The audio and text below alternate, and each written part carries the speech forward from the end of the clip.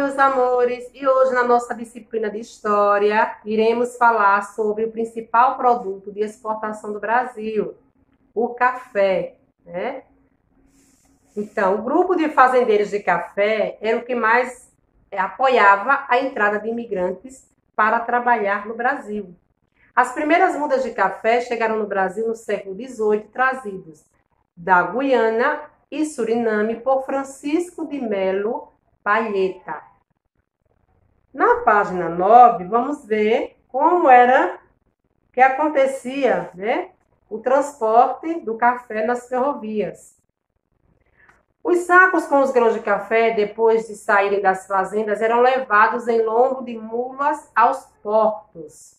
Com o aumento da produção cafeeira, foi necessário investir em novos meios de transporte. O governo brasileiro e fazendeiros investiram na construção de ferrovias para que o café fosse transportado de forma mais ágil aos portos.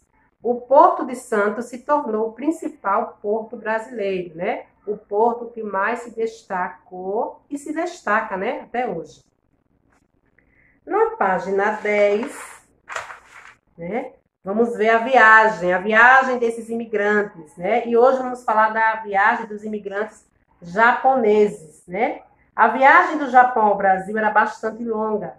Hoje, se formos ao Japão de avião, levaremos aproximadamente 30 horas de viagem.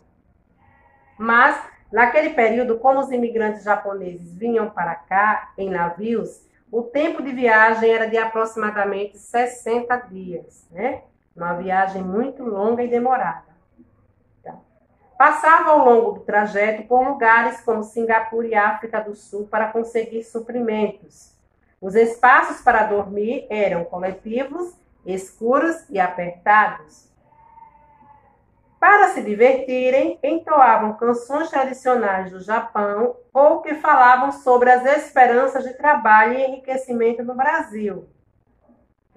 Então, era assim que eles percorriam todo esse trajeto, né? Agora, na página 11, chegando aqui, né? Então, vamos ver quando eles chegavam aqui, o que era que acontecia. Os imigrantes desembarcavam sempre no Porto de Santos. De lá, deslocavam-se de trem pelas recém-construídas ferrovias até a cidade de São Paulo, ou para outras cidades que pudessem recebê-los. Eles ficavam hospedados em alojamentos ou casas alugadas pelo governo brasileiro, depois levados às fazendas do interior do estado de São Paulo ou de outros estados.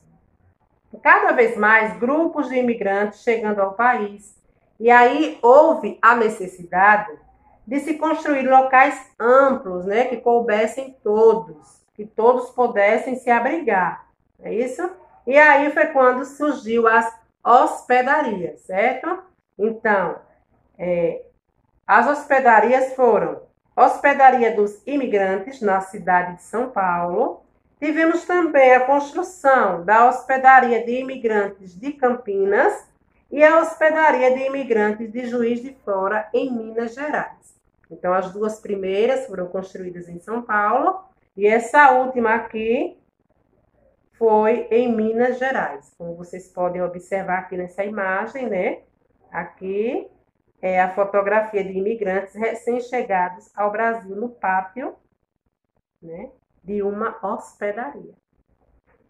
Agora vamos para a página 12 e veremos a imigração em números, né? Então, nessa página, veremos o sistema de parceria e contrato, né? Era um tipo de contrato de trabalho em que os imigrantes eram obrigados a pagar aos fazendeiros as despesas da viagem e os custos das hospedarias, né? Pagar pelos instrumentos de trabalho, pelos mantimentos necessários para consumo. Ao longo do tempo, esse tipo de contrato passaram por alterações, né? E assim, após 1870, esse sistema acabou fracassando. Então, a partir de 1870, a imigração passou a ser oficialmente organizada pelo governo, que garantia aos imigrantes o pagamento das despesas de viagem, a acomodação e o recebimento de salário, Com isso, o número de imigrantes que chegava ao Brasil todos os anos aumentou, né? Então, veja, vocês podem ver aqui nessa tabela o período, né? E o número de imigrantes.